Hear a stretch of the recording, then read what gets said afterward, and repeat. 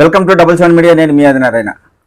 ఎన్నికల ప్రచారం సమయంలో కూటమి ప్రభుత్వం అధికారంలోకి వస్తే వాలంటీర్లను తొలగించము. వైఎస్ఆర్ కాంగ్రెస్ పార్టీ నాయకులు చేసే ప్రచారం వాలంటీర్లు నమ్మవద్దు. ప్రస్తుతం వైసీపీ ప్రభుత్వం వాలంటీర్లకు గౌరవ వేతనం 5,000 రూపాయలు ఇస్తుంది. అది ఏమాత్రం వాలంటీర్లకు సరిపోవడం లేదు. కూటమి ప్రభుత్వం అధికారంలోకి రాగానే వాలంటీర్లను యథావిధిగా కొనసాగించి గౌరవ వేతనం కింద 10,000 రూపాయలు అందజేస్తామని బహిరంగ సభల్లో కూటమి నాయకులు చెప్పడం జరిగింది. అలాగే ప్రచారంలో ఇంటింటికి తిరిగేటప్పుడు కూడా తెలుగుదేశం పార్టీ నాయకులు వాలంటీర్లను తీసేయము, 10,000 రూపాయలు గౌరవ వేతనం ఇస్తామని కూడా చెప్పడం జరిగింది. ఎన్నికల ప్రచార సమయంలో టీడీపీ నాయకులు ఏం చెప్పారో ఒకసారి విందాం. 10,000 రూపాయలు ఇస్తాం, హ్యాపీగా తీసుకొచ్చాము.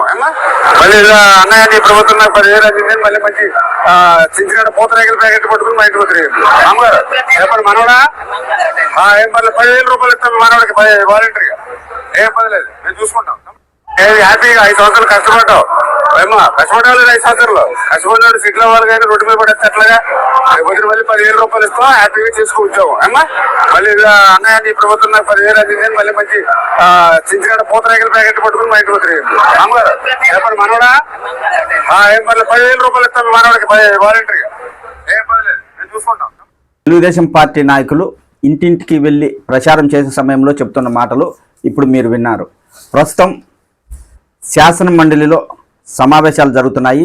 ఈ సమావేశంలో మంత్రి బాల వీరాంజనేయ స్వామి మాట్లాడుతూ వాలంటరీ వ్యవస్థ లేదు, వాలంటరీ వ్యవస్థ లేనప్పుడు వారికి జీతాలు ఎలా ఇవ్వాలి, వారిని ఎలా కొనసాగించాలి, వైసీపీ ప్రభుత్వం చేసిన తప్పుకు మేం బాధ్యులమవుతామా అని శాసన మండలిలో ఆయన వాలంటీర్లను ఉద్దేశించి మాట్లాడడం జరిగింది.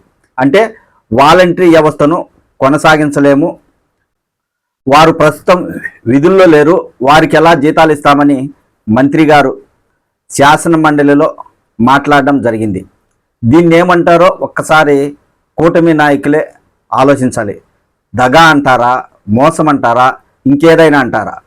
వాలంటీర్లను యథావిధిగా కొనసాగిస్తూ 10,000 గౌరవ వేతనం ఇస్తామని చెప్పిన నాయకులు మాట మారుస్తున్నారు. ప్రస్తుతం అయితే కూటమి ప్రభుత్వం వాలంటీర్లను యథావిధిగా కొనసాగించే ఉద్దేశంలో లేదు అనేది మంత్రి గారు చేసిన వ్యాఖ్యలతో బట్టబయలైంది. 2,50,000 మంది వాలంటీర్లు ప్రస్తుతం రోడ్డును పడాల్సిన పరిస్థితి నెలకొంది. కూటమి ప్రభుత్వం అధికారంలోకి వచ్చింది, త్వరలోనే వాలంటీర్లను తీసుకుంటుంది అనే ఆశతో వాలంటీర్లు ఎదురు చూస్తున్నారు. మంత్రి గారు మాట్లాడిన మాటలతో వాలంటీర్ వ్యవస్థ లేదు, వాలంటీర్లకు పంగనామాలు పెట్టింది కూటమి ప్రభుత్వం అనే అంశం తేటతెల్లమైంది. ఇది ఎంతవరకు న్యాయం అనేది కూటమి నాయకులు ఆలోచించుకోవాలి. నాయకులు బహిరంగ సభల్లో చెప్పిన మాటలు మర్చిపోతే మరి అలాగే వాలంటీర్ వ్యవస్థతో పాటు చాలా హామీలు కూటమి నాయకులు చెప్పడం జరిగింది ప్రజలకు. వాలంటరీ వ్యవస్థను ఎలాగైతే కొనసాగించలేమని అంటున్నారో అలాగే ఇచ్చిన హామీలను కూడా అమలు చేస్తారా లేదా కూటమి నాయకులు అనే ప్రశ్న కూడా తలెత్తుతుంది ప్రస్తుతం ప్రజల్లో. రాజకీయ నాయకులు ఒకే మాట మీద ఉండరు, వారు చెప్పే ప్రతి మాట నమ్మకూడదు. ప్రజలకు మాటలు చెప్తారు కానీ అమలు చేయడంలో నాయకులు మోసం చేస్తుంటారని ప్రజలు చర్చించుకుంటుంటారు. అది ఇప్పుడు నిజమైంది. వాలంటీర్లు ప్రస్తుతం ఎందుకు పక్కన ఉన్నారంటే ఎన్నికల ప్రచారంలో కానీ ఎన్నికలకు సంబంధించిన ఏ విషయాలలో వాలంటీర్లు పాల్గొనవద్దని అప్పట్లో హైకోర్టు ఆదేశాలు జారీ చేసింది. ప్రస్తుతం విధుల్లో లేరు. తర్వాత ఎన్నికలు అయిపోయిన తర్వాత ఏ పార్టీ అధికారంలోకి వస్తే ఆ పార్టీ వాలంటీర్లను యథావిధిగా కొనసాగిస్తుంది అనే ఆలోచనలో వాలంటీర్లు ఉన్నారు. వైఎస్ఆర్ కాంగ్రెస్ పార్టీ అధికారంలోకి వచ్చింటే వాలంటీర్లు అలాగే కొనసాగేవారు. కూటమి ప్రభుత్వం అధికారంలోకి వచ్చింది కాబట్టి అప్పుడు కూడా వాలంటీర్లు సంతోషపడ్డారు. 10,000 గౌరవవేతనం పెరుగుతుందని వారి ఆశలు అడియాశలు చేస్తూ కూటమి నాయకులు మాట్లాడుతున్నారు.